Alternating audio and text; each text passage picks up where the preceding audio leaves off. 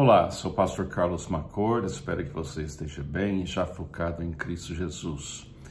Estamos no nosso estudo de 1 João, capítulo 3, agora a gente está continuando com essa linda mensagem do apóstolo João, que estava levando a congregação de volta para o início da sua compreensão do cristianismo. Estava levando esse grupo que ficou confuso e desanimado por causa de falsos professores, e agora João, cuidadosamente, com muito amor, leva essa congregação de volta para Jesus, para ver ele, ouvir ele e amar ele corretamente, para que pudessem amar quem precisavam amar. Vamos olhar aqui em versículo 11 de João, 1 João capítulo 3, continuando o nosso estudo. Esta é a mensagem que vocês ouviram desde o princípio, que nos amemos uns aos outros. Grave aqui essa ideia, a mensagem desde o princípio. Não sejamos como Caim, que pertencia ao maligno e matou seu irmão. E por que o matou? Porque suas obras eram más e as de seu irmão eram justas. Meus irmãos, não se admirem se o mundo os odeia. Sabemos que já passamos da morte para a vida porque amamos nossos irmãos. Quem não ama permanece na morte. Quem odeia seu irmão é assassino. E vocês sabem que nenhum assassino tem a vida eterna em si mesmo. O que ouviram desde o princípio. Ele está falando de que princípio? Ele está falando do que Jesus falou para seus primeiros discípulos. Em João capítulo 15, a partir de versículo 1 até versículo 8, Jesus descreveu como o discipulado e a vida cristã ia funcionar aqui neste mundo, como se fosse uma vinícola, e a gente é ramo da verdadeira videira, e o Pai é o agricultor. Então, João leva esse grupo de volta para o princípio. E o princípio é sempre Jesus. Ele é o alfa e ômega. Ele é o início, ele é o fim. Não temos como liderar uma igreja sem levar todo mundo de volta para a voz de Jesus. Porque temos um pastor e um rebanho, e a gente precisa ouvir, vez após vez, a voz de Jesus Cristo. Deixa eu ler o que Jesus disse para seus discípulos no Evangelho segundo João, e você vai ver que ele está repetindo isso para esse grupo que estava nessa confusão criada pelos falsos professores. Versículo 9 do Evangelho de João, capítulo 15. Como o Pai me amou, assim eu os amei. Permaneçam no meu amor. Se vocês obedecerem aos meus mandamentos, permanecerão no meu amor, assim como tenho obedecido aos mandamentos do meu Pai, em seu amor permaneço. Tenho-lhes dito essas palavras para que a minha alegria esteja em vocês, e a alegria de vocês seja completa. O meu mandamento é este: amem-se uns aos outros como eu os amei. Ninguém tem maior amor do que aquele que dá sua vida pelos seus amigos. Vocês serão meus amigos se fizerem o que lhes ordeno. Já não os chamo servos, porque o servo não sabe o que o seu senhor faz. Em vez disso, eu os tenho chamado amigos, porque tudo que ouvi do meu Pai, eu lhes tornei conhecido. Vocês não me escolheram, mas eu os escolhi para irem e darem fruto, fruto que permaneça, a fim de que o Pai lhes conceda o que pedirem em meu nome. Este é o meu mandamento: amem-se uns aos outros. Esse é o que o apóstolo João levou eles de volta para o princípio, essas primeiras palavras de Cristo. Ele continua: se o mundo os odeia, tenham em mente que antes de mim, antes me odiou.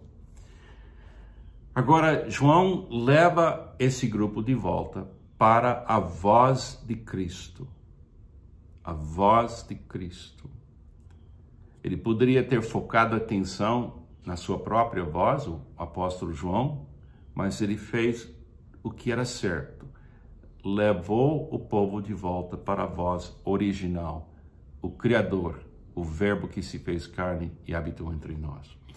É interessante que ele cita aqui em 1 João Caim e Abel. Essa história em capítulo 4 de Gênesis não é uma história qualquer. É a primeira manifestação de duas humanidades. Se lembra que Deus criou uma humanidade em Adão e Eva. E se Adão e Eva continuasse comendo da árvore da vida, a gente ainda seria uma só humanidade, unido na graça e na luz de Deus. Mas a partir do momento que os nossos pais, Adão e Eva, comeram da árvore do bem e do mal e foram expulsos do jardim de Éden, nasceu consequências da decisão do casal comer da árvore do conhecimento do bem e do mal. E esses dois irmãos, que são crianças concebidos dentro do relacionamento de Adão e Eva, fora do jardim de Éden, eles manifestam duas maneiras de olhar a realidade no mundo. Tem a maneira que Caim estava enxergando e tinha a maneira que Abel estava enxergando o mundo.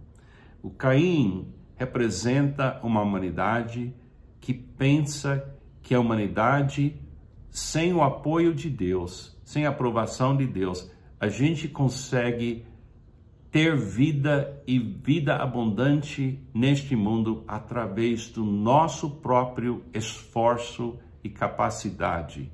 E Deus deveria aplaudir a nossa capacidade humana de presentear Ele com fruto do nosso trabalho. Mas Deus já tinha falado para Adão e Eva que tirar a comida do mundo e trabalhar duro para fazer a vida funcionar era sinal de maldição e punição até. E Caim, ele olhava para Deus assim, dizendo: nós vamos criar o caminho de volta para você, do nosso trabalho, da nossa inteligência, porque o Senhor nos criou para ser do seu jeito, então a gente vai ser nosso próprio Deus, e o Senhor deveria aceitar essa oferta do nosso esforço, do nosso suor, a nossa tentativa de refazer o jardim de Éden através das obras. Essa é uma maneira que o mundo pensa. O mundo pensa que o mundo deveria continuar trabalhando e fazendo nós mesmos, a nossa vida, nosso caminho e nossa verdade, até finalmente Deus aceita que a gente é como Ele.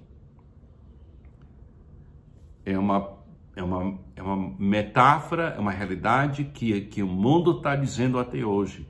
Nos deixa em paz, nos dá alguns recursos e a gente se vira.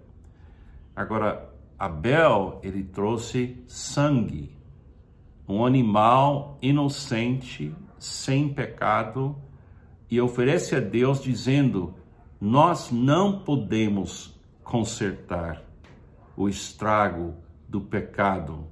Nós precisamos da sua misericórdia, nós precisamos do seu amor. Então, quando Deus abraçou Abel, que na mente de Caim era menos e não tão importante quanto Caim era importante, ele ficou furioso com Deus e manifestou a sua fúria e a ira matando Abel. Agora, se esses dois representam as duas humanidades, em que parte da história você fica? A história de Caim ou Abel? Você traz um sacrifício de sangue? Sim, você abraçou Jesus. E agora você vem na presença de Deus através do sacrifício perfeito, e não é obras que você traz, é fé em Cristo Jesus. Você crê em Cristo Jesus. Agora, o mundo, vendo você se relacionar com Deus e relacionar com a família de Deus dessa maneira, eles não vão aplaudir, eles vão odiar. Porque você representa o caminho, a verdade e a vida, que é uma pessoa, que é Jesus Cristo. Então, ele está colocando perante a igreja essa ilustração e essa realidade. Não fique chocado se o mundo, olhando vocês, amando uns aos outros e cuidando uns aos outros, que é que Deus manda você fazer. Não fique chocado se o mundo vem para matar, porque isso é do pai do mundo. O pai do mundo é Satanás, o maligno. Então a gente leva isso muito a sério. Nunca devemos achar que o mundo vai gostar da nossa perspectiva de vida, que é Jesus. Se odiaram Jesus, vão nos odiar. Muitos crentes pensam que se a gente só melhorar o comportamento dos crentes, o mundo vai gostar do cristianismo. Não, o problema é muito mais grave que isso. Uma parte do mundo acredita que nós, seres humanos, nós temos que ter a nossa própria salvação. Nós temos que gerar nossa própria perfeição, para que Deus eventualmente tenha que reconhecer que ele errou. Mas quando a gente sai para o mundo para discipular pessoas, para ganhar pessoas para Jesus, estamos convidando pessoas a sair dessa ilusão que estava na mente de Caim, que gerou esse ato de matar seu irmão.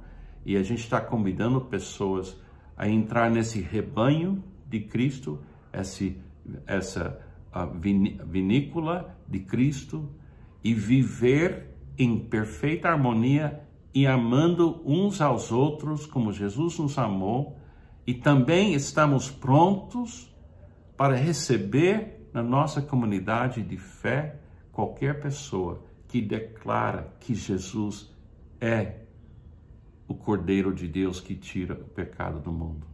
Você está vendo como a coisa do início da Bíblia até onde João estava falando nessa comunidade é coerente, é correto, mas nunca espera que o mundo que ainda pensa que ela pode dar um jeito no pecado e tudo que aconteceu, e ela vai continuar pensando isso, e a gente tem que manifestar para o mundo a vida de Abel, a justiça, que era uma ilustração da vida de Cristo, que é o sacrifício para os nossos pecados, e não pelas obras que a gente é salvo, é pela graça.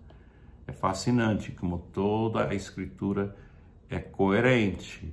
E quando Jesus falou aqui no princípio, ame os seus irmãos, isso é um novo mandamento. Tem a humanidade em Cristo que a gente ama, e a gente até está disposto a morrer por essa comunidade.